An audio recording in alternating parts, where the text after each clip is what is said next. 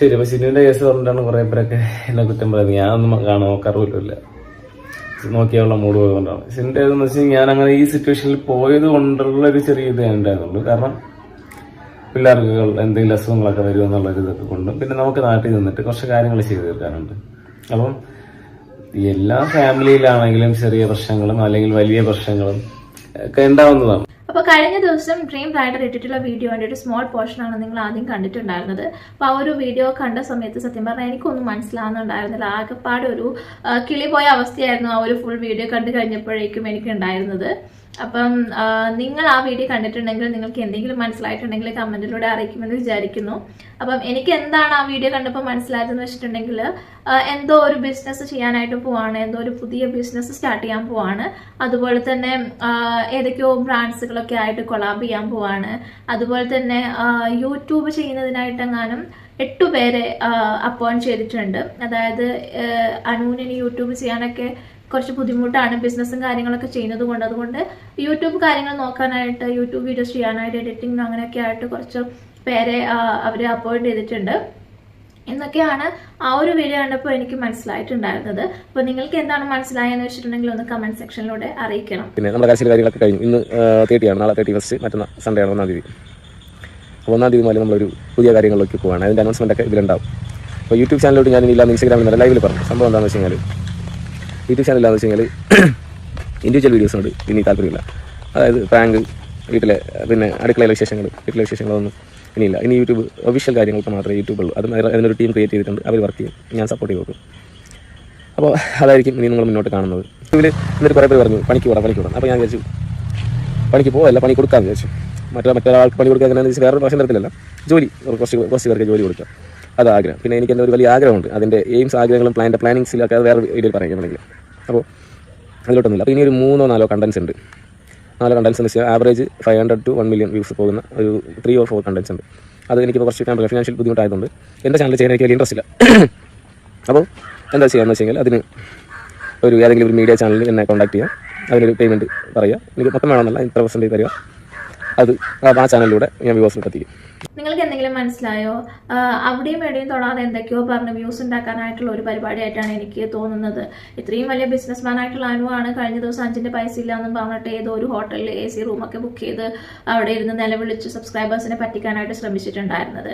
അപ്പം കയ്യിൽ 5ന്റെ പൈസ ഇല്ലാതെ എങ്ങനെയാണ് ഒരു ഹോട്ടലിൽ റൂം എടുക്കുന്നത്?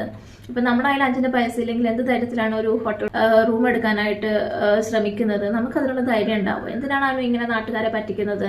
നാട്ടുകാരെ പറ്റിക്കുന്നതും പോലെ അവിടെ ഇരുന്ന് ചെയ്യുന്നത് എന്താണെന്ന് വെച്ചിട്ടുണ്ടെങ്കിൽ വീട്ടിലുള്ള ആൾക്കാരായിട്ടുള്ള അമ്മയും ഭാര്യയും മക്കളെയൊക്കെ കുറ്റം പറയുക എന്നുള്ളതാണ് ആ ഒരു ഹോട്ടൽ റൂമിൽ ഇരുന്നിട്ടും ചെയ്യാനായിട്ട് ശ്രമിക്കുന്നത്. എന്തായാലും നിങ്ങളാരും ആ ഒരു വീഡിയോ കണ്ടിട്ടില്ലേ? നമുക്ക് ആ ഒരു വീഡിയോയുടെ കുഞ്ഞു പോർഷൻ ഒന്ന് കണ്ടു നോക്കാം. എന്നെ അച്ഛൻ ഓവറായിട്ട് ഉപദ്രവിച്ചിട്ടില്ല എന്നല്ല, ഓവറായിട്ട് ഉപദ്രവിച്ചിട്ടില്ല, ഇറങ്ങിപ്പോകാൻ മാത്രമേ പറഞ്ഞിട്ടുള്ളൂ, അല്ല വേറെ ഒന്നും പറഞ്ഞില്ല. പിന്നെ എൻ്റെ അമ്മ എന്ന് പറയുന്ന വ്യക്തിയും പറഞ്ഞിട്ടുണ്ട് ഇറങ്ങിപ്പോടാ 2 തെറി. അപ്പൊ എന്നെ എപ്പോഴും സഹായിക്കുന്ന കൂട്ടുകാരാണ്.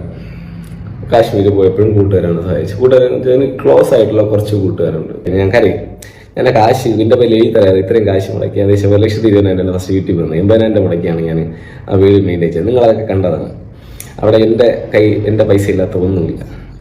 ഫ്രിഡ്ജ്, TV, മോട്ടർ, കക്കൂസിന്റെ ഡോർ വരെ നമ്മളെ ഷെയറും എൻ്റെ ഇതാണ്. കബോർഡ് ഫുള്ള് ഞാൻ ചെയ്തതാണ്.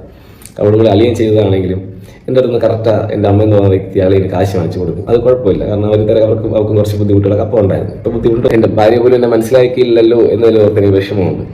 കുഴപ്പമില്ല, അവളെ പ്രായത്തിൻ്റെ ഒരു പ്രശ്നം അവൾക്ക് ഉണ്ട്, കുഴപ്പമില്ല. എൻ്റെ പ്രായം പോലെ അവൾ ചിന്തിക്കാൻ പറ്റില്ല. പക്ഷെ അവർ പ്രായം കൂടുതലുള്ളതും പക്വത ഉള്ളതും പോലെയുള്ള ആൾക്കാർ അവരെ ഉണ്ടായിരുന്നു. അപ്പം അവർ പറഞ്ഞ് മനസ്സിലാക്കി കൊടുക്കണം. നിങ്ങളോട് പറയാനല്ലോ, എന്നെ പലരും സപ്പോർട്ട് ചെയ്യാം, നമ്മളെ സപ്പോർട്ടുണ്ട് ചിലപ്പോൾ എല്ലാവരെയും കാശ് കാണില്ല. സപ്പോർട്ട് ചെയ്യാൻ പറ്റുന്നവർക്ക് സപ്പോർട്ട് ചെയ്യാം. പിന്നെ അതിനെ സഹായിക്കണമെന്നുണ്ടെങ്കിൽ എൻ്റെ കയ്യിൽ ഇപ്പോൾ ഇല്ലാത്തത് കാശാണ്. ഞാൻ ഇതുവരെ എൻ്റെ യൂട്യൂബിൽ ഫ്രണ്ട്സിനോടോ ആരോട് ചേട്ടന്മാരോടോ അനിയന്മാരോടോ അമ്മമാരോടോ ഞാൻ ചോദിച്ചിട്ടില്ല. എൻ്റെ കയ്യിലില്ലാത്ത കാശാണ്. അപ്പോൾ കാശ് എനിക്ക് കുറച്ച് അത് കാശ് ഞാൻ തിരിച്ചു തരാം. എനിക്ക് കടമായിട്ട് തന്നാൽ മതി. വെറുതെ എനിക്ക് താല്പര്യമില്ല. അത് കടമായിട്ട് തന്നു കഴിഞ്ഞാൽ എനിക്ക് ആരെങ്കിലും സഹായിക്കാൻ താല്പര്യമുണ്ടെങ്കിൽ സഹായിച്ചു കഴിഞ്ഞാൽ ഞാൻ എൻ്റെ ബിസിനസ് വളരുന്നതിൽ എപ്പോഴാണോ അവർക്ക് അനുവിൻ്റെ കാശ് വേണമെന്ന് പറയുന്ന സ്പോട്ടിൽ ഞാൻ കാശ് തരാം. അമ്മയെയും ഭാര്യയെയും ഒക്കെ കുറ്റം പറഞ്ഞ് കുറച്ച് വ്യൂസ് ഉണ്ടാക്കുക എന്നുള്ളതാണ് ഇദ്ദേഹത്തിൻ്റെ മെയിൻ പരിപാടി എന്നുള്ളതാണ് ഇദ്ദേഹത്തിൻ്റെ റീസെൻറ്റ് വീഡിയോസ് കണ്ടപ്പോൾ എനിക്ക് മനസ്സിലായിട്ടുള്ളത്. നാണയില്ല സ്വന്തം അമ്മയും ഭാര്യയൊക്കെ സോഷ്യൽ മീഡിയയിൽ വന്നിരുന്ന് ഇങ്ങനെ കുറ്റം പറയാനായിട്ട്. ഒരു ഫാമിലി ആയിട്ട് ജീവിക്കുന്ന സമയത്ത് അമ്മയും ഭാര്യയും മക്കളൊക്കെ ആയിട്ട് ചെറിയ സൗന്ദര്യപ്പടക്കങ്ങളൊക്കെ ഉണ്ടാവും എന്ന് വെച്ചിട്ട് അവരെക്കുറിച്ച് സോഷ്യൽ മീഡിയയിൽ വന്നിരുന്ന് ഇങ്ങനെ കുറ്റം പറയാണോ വേണ്ടത്? ശരിക്കും ഈ ഒരു പ്രശ്നം സോൾവ് ചെയ്യുക എന്നതാണ് അനുവിൻ്റെ ആഗ്രഹമായിരുന്നെങ്കിൽ ഇങ്ങനെ സോഷ്യൽ മീഡിയയിൽ വന്നിരുന്ന് കുറ്റം പറയുകയല്ലായിരുന്നു വേണ്ടത്. ഈ സോഷ്യൽ മീഡിയയിൽ വന്നിരുന്ന് കുറ്റം പറയുന്ന സമയത്ത് സ്വന്തം അച്ഛൻ്റെ അമ്മേൻ്റെയും ഭാര്യയുടെ അടുത്ത് പോയിരുന്ന് സംസാരിച്ച് രമ്യമായിട്ട് ഈ ഒരു പ്രശ്നം പരിഹരിക്കാനായിട്ടാണ് ശ്രമിക്കേണ്ടിയിരുന്നത്. അല്ലാതെ സ്വന്തം വീടിനും അച്ഛനും അമ്മയ്ക്കൊക്കെ ചിലവാക്കിയിട്ടുള്ള പൈസക്ക് കണക്ക് പറയുകയല്ല വേണ്ടത്.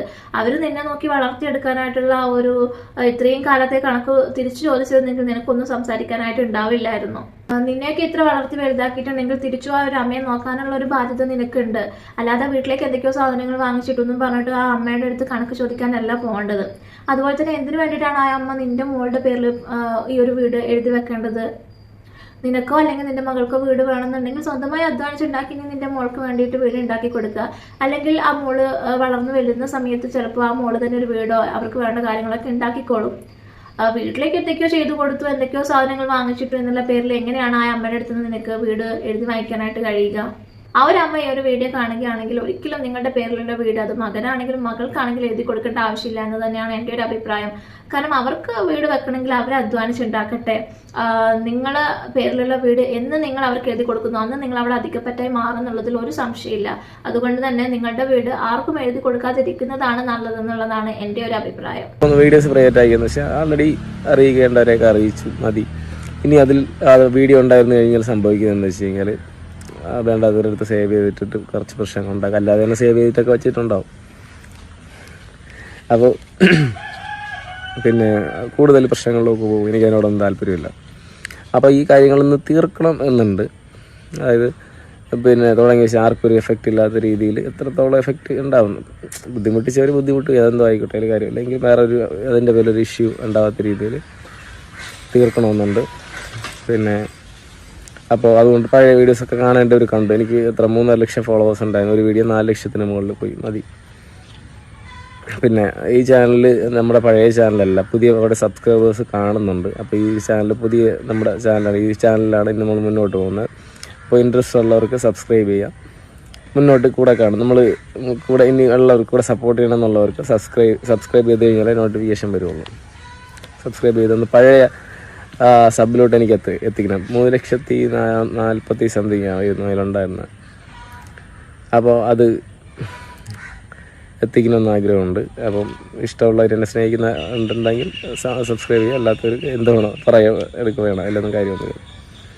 ഇപ്പൊ ചെയ്യുന്നത് എന്താണെന്ന് വെച്ചിട്ടുണ്ടെങ്കിൽ അനുവിന് പഴയൊരു ചാനൽ ഉണ്ടായിരുന്നല്ലോ, അതിൽ ഓൾമോസ്റ്റ് 3 lakhs എബോയെങ്ങാനും സബ്സ്ക്രൈബേഴ്സ് ഉണ്ടായിരുന്നു. അപ്പോൾ അത്രയും സബ്സ്ക്രൈബേഴ്സിനെ ഈ ഒരു പുതിയൊരു ചാനലിലേക്ക് കൊണ്ടുവരുന്നതിനായിട്ട് ഇല്ലാത്ത പ്രശ്നങ്ങൾ ക്രിയേറ്റ് ചെയ്ത് ഇഷ്യൂസ് ഉണ്ടാക്കി വീഡിയോസ് ചെയ്യുക, അതിലൂടെ സബ്സ്ക്രൈബേഴ്സിനെ കൊണ്ടുവരിക, അതിലൂടെ വരുമാനം ഉണ്ടാക്കുക. ആ ഒരു വരുമാനവും സബ്സ്ക്രൈബേഴ്സിനും ഒക്കെ കിട്ടിയതിന് ശേഷം ആ ഒരു വീഡിയോ ഡിലീറ്റ് അല്ലെങ്കിൽ ഹൈഡ് ചെയ്ത് വെക്കുക എന്നുള്ളതാണ് ഈ അനു ചെയ്തുകൊണ്ടിരിക്കുന്നത്.